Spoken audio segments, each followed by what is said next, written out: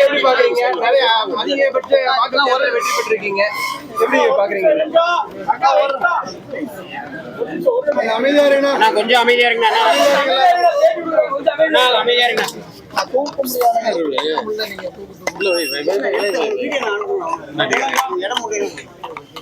உண்மையிலேயே இன்றைய வெற்றி என்பது தமிழக மக்கள் ஒரு மாபெரும் புரட்சியை ஏற்படுத்தி இருக்கிறார்கள்.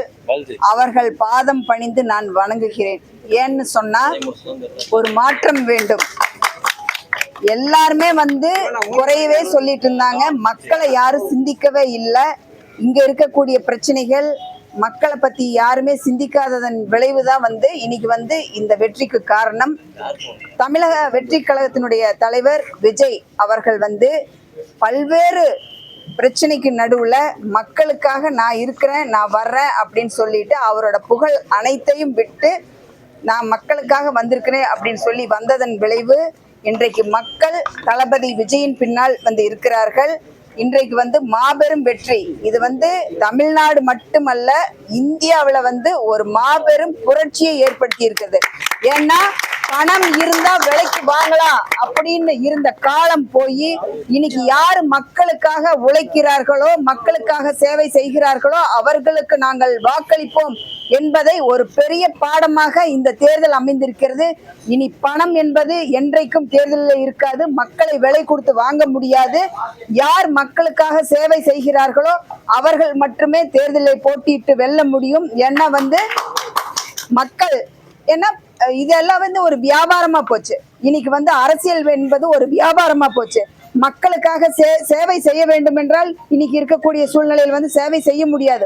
எப்படி கொள்ளையடிக்கணும் அப்படிங்கறதுதான் இருக்கும். ஆனா இன்னைக்கு தமிழக வெற்றி கழகத்தின் சார்பாக நிறுத்தப்பட்டு இருக்கக்கூடிய வேட்பாளர்கள் அனைவரும் ஒரு எளிமையானவர்கள், சாதாரணமானவர்கள். எந்த ஒரு பணபலம் இல்லாமல் இந்த தேர்தலை சந்தித்தோம். தமிழக வெற்றி கழகத்தினுடைய தலைவர் தான் வேட்பாளர். எல்லா தொகுதியும் நாங்க எல்லாம் போட்டியிட்டு நாங்க எல்லாம் எல்லாரும் அண்டர் எஸ்டிமேட் பண்ணியிருந்தாங்க. அது எல்லாம் தகர்த்தெறிந்து இன்னைக்கு நாங்க யார் அப்படிங்கறத காட்டி இருக்கிறோம். சூரியன் மறைந்து விட்டது,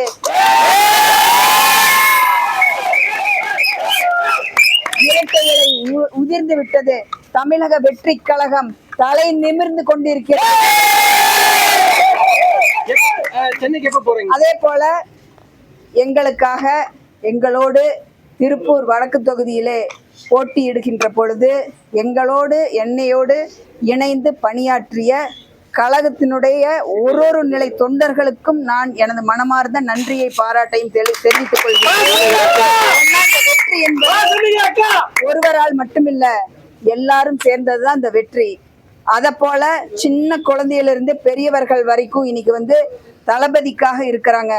பெருமாநல்லூர்ல ஒரு பாட்டி, 74 வயது பாட்டி, ஓட்டு போட்டு 4 வருஷமா உடம்பு சரியில்லாம இருந்தாங்க. 4 பேர்த்தோட துணையோட அவங்க ஃபேஸ் மேக்கரோட வாக்குச்சாவடியில ஓட்டு போட்டு போய் அடுத்த நாள் அவங்க உயர விட்டுருக்காங்க. தளபதிக்காக நான் ஓட்டு போடணும்னு சொல்லி அந்த நிலையில கூட வந்திருக்காங்க. 7 நாள் பிறந்து 7 நாள் ஆன குழந்தை கொண்டுட்டு வாக்குச்சாவடியில இருந்தாங்க. நான் அதை பார்த்த காவல்துறை உதவியுடன் போய் அவங்க வாக்களிச்சாங்க. இந்த மாதிரி தமிழ்நாட்டுல இருக்கக்கூடிய மக்கள் வெளிநாட்டில இருந்து கூட நிறைய பேர் வாக்களிச்சாங்க.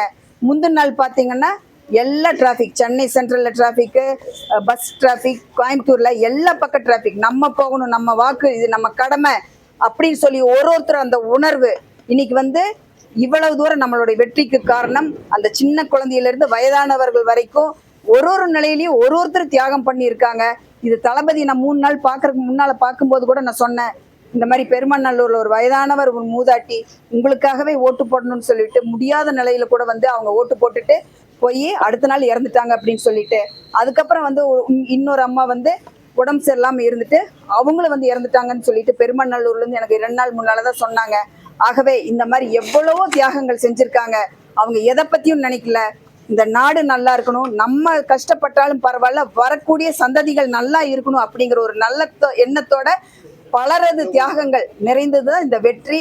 ஆகவே அவர்களுக்கும் எனது மனமார்ந்த, அவங்க அந்த உயரை நீத்தவர்கள், இன்னைக்கு இல்லைனாலும் கூட அவர்களுடைய ஆன்மா சாந்தி அடைய வேண்டும் என்று கேட்டுக்கொண்டு, எங்களுக்கு தமிழக வெற்றி கழகத்துக்கு இவ்வளவு சோதனையான காலகட்டத்திலும் கூட உறுதுணையாக இருந்த அனைத்து நிலை பொதுமக்களுக்கும் மனமார்ந்த நன்றியை தெரிவித்துக் கொள்கிறேன். சட்டமன்ற திருப்பூர் தேவை, நீங்க என்ன பண்ண போறீங்க? திருப்பூர் நிறைய முதல்ல இந்த குப்பை நம்ம ஓட்டு கேட்கும் போது பார்த்தோம்னா எங்க பார்த்தாலும் குப்பை. ஃபர்ஸ்ட் இந்த குப்பை படிப்படியா, நான் நாடாளுமன்ற உறுப்பினரா ஏற்கனவே நான் இருந்திருக்கிறேன்.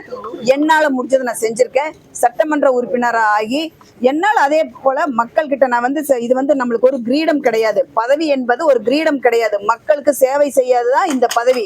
இந்த 5 வருஷத்துல என்னால முடிஞ்ச என்ன உதவிகள் இந்த தொகுதியினோட வளர்ச்சிக்காக நான் செய்ய முடியுமோ அதையெல்லாம் நான் கட்டாயமா செய்வேன். நீங்க நீண்ட கால அரசியல் பயணத்துல இருக்கீங்க.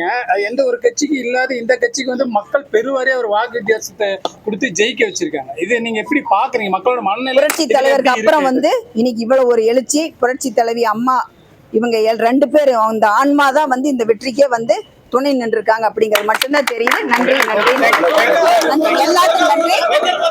உங்களுக்கு பத்திரிகை அதே